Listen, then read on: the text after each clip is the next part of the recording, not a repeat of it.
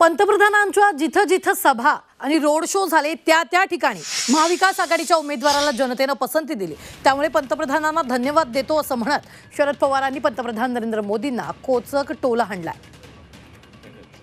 पण माननीय उद्धवजी ठाकरे साहेब, पवार साहेब, यंत्रणा कमी होती। देशाचे प्रधानमंत्री यांचा असा सवाल झाला आणि एक रोड झाला।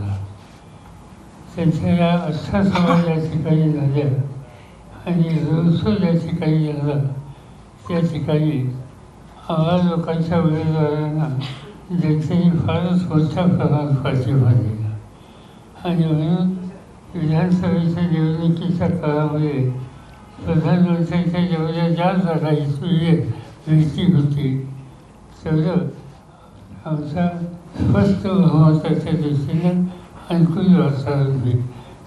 त्यामुळं त्यांनाही धन्यवाद देणं हे माझं कर्तव्य समजतो।